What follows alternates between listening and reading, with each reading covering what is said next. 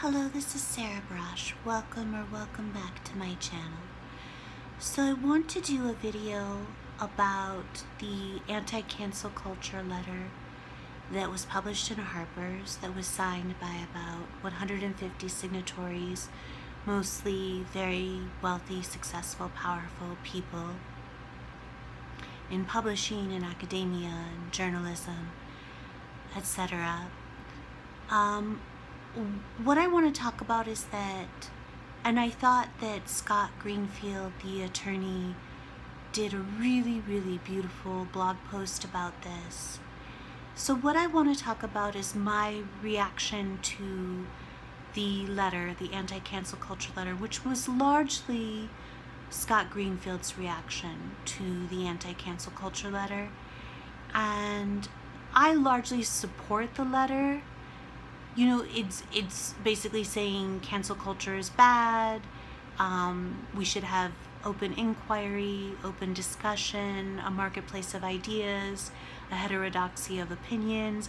We should be open to varying viewpoints, political viewpoints, religious viewpoints, philosophical viewpoints, legal viewpoints, etc., etc., etc. So of course I agree with this. I also agree with Scott Greenfield that I thought the political potshots at Trump were unnecessary.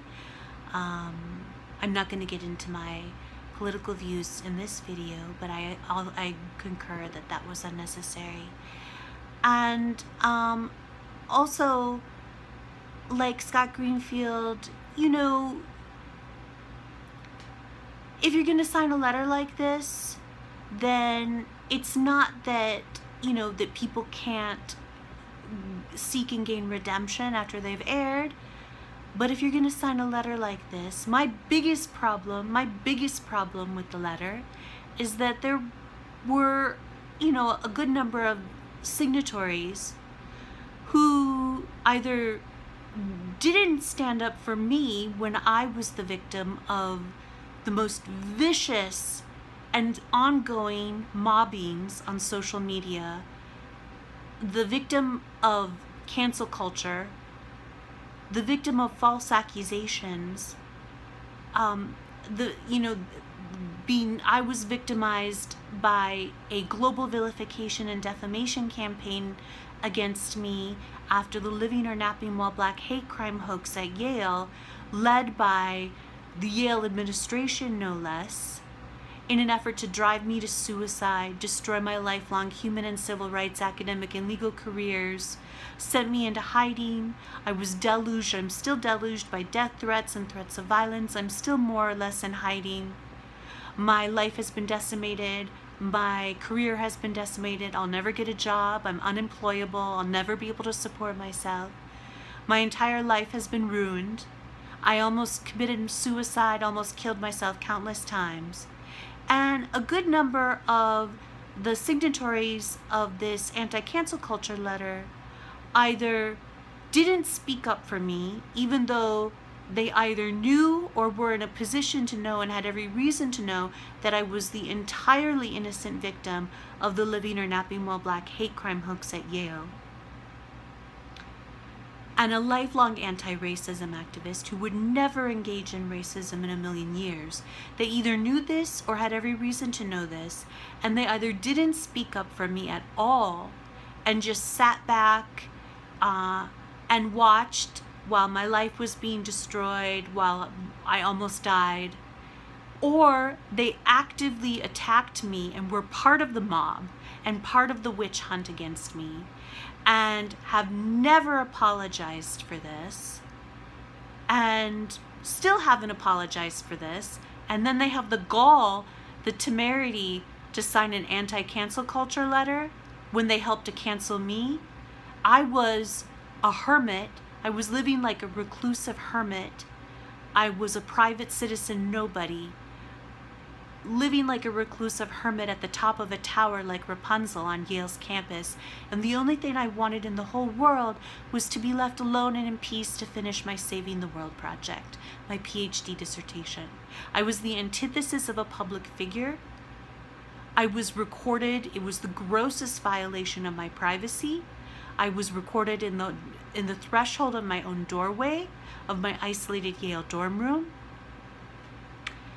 So for these signatories, and yes, I'm going to single out and name Jonathan Haidt.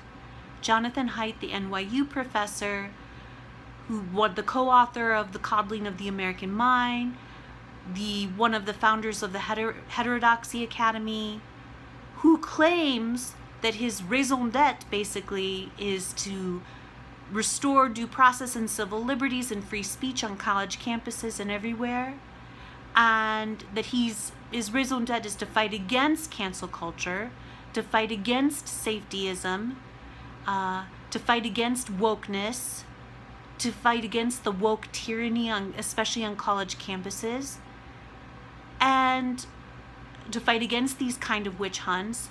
And then he participated in the witch hunt against me. He participated in the mobbing of me that almost got me killed and destroyed my life. And he did this in the midst, throughout his fall 2018 book tour for The Coddling of the American Mind, co-written with Greg Lukianoff. And Greg Lukianoff is the director, the founder, whatever, of the FIRE organization. The Freedom of Individual Rights and Education or something like that. Sorry if I butchered that. Anyway, yeah. It's the height of hypocrisy. It's the height of hypocrisy. It would be one thing if Jonathan Haidt had actually apologized, made a public apology to me at some point for having participated in the witch hunt against me, which undermines his entire message in The Coddling that he was advocating for during his fall 2018 book tour. He should have been one of my most ardent and staunchest and most steadfast defenders and supporters. But instead, he participated in the witch hunt against me that almost got me killed.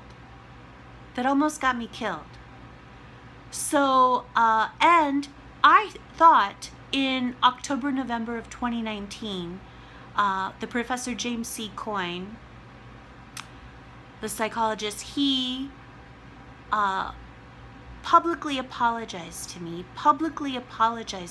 at a FIRE event, their faculty conference in Boston that was at the end of October, beginning of November of 2019. And apparently this was incredibly well received. Steven Pinker was in attendance. It was the attempted cancellation of Steven Pinker that prompted this anti-cancel culture letter, to my understanding. And so I thought after James C. Coyne made this public apology to me at the FIRE faculty conference in Boston in the fall of this past year, that would prompt Jonathan Haidt to finally do the right thing and also make a public apology to me. I found out later that not only was that not the case, but that also when he was approached by someone and asked about me, he stigmatized mental illness and he disparaged me for my mental health disabilities, apparently. So obviously this is incredibly disappointing behavior from Jonathan Haidt. And I believe strongly that the reason why there are factions within the ostensibly anti-SJW and anti-cancel culture camp who not only do not support me, but who actively try to throw obstacles in my path and obstruct me from being able to save my life and career. And I believe for a lot of people, the reason why they're doing this is because of Haidt, because Haidt doesn't support me. And if Haidt doesn't support me, they're not going to support me, no matter what.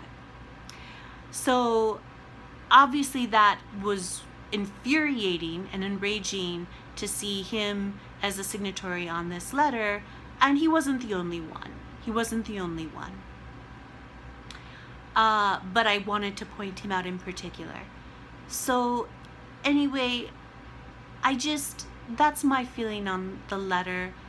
Also, recently,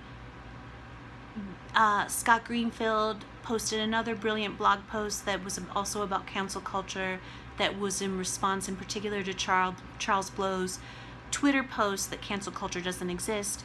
And he talked about how You know, cancel culture, regardless of whether it's being targeted at prominent, powerful, successful, wealthy people with huge platforms, or it's being targeted at nobodies, private citizen nobodies with no power and no money like me, it is undermining our legal system. It's destroying us, because cancel culture is predominantly trial by Twitter based upon snippets of out of context and often grossly violative iPhone video.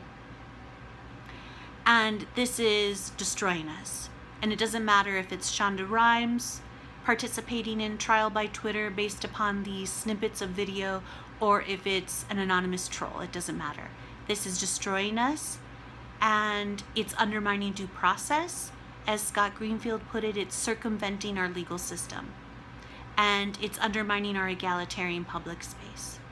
Because now we're at the point where you can't feel confident going into the public space and engaging in social and business and legal and whatever interactions, and you can't be confident that your life is not going to be destroyed overnight, wrongfully, based on a snippet of out of context video that might be grossly violative as well.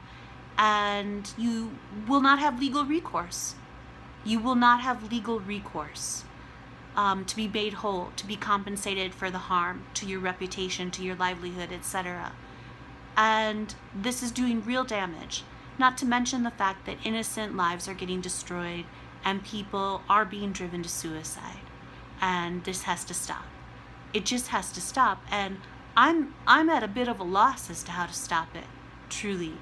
I tend to think, as loath as I am to criminalize any behavior ever, that we maybe have to criminalize sharing video of someone who's a private citizen nobody on social media without their consent.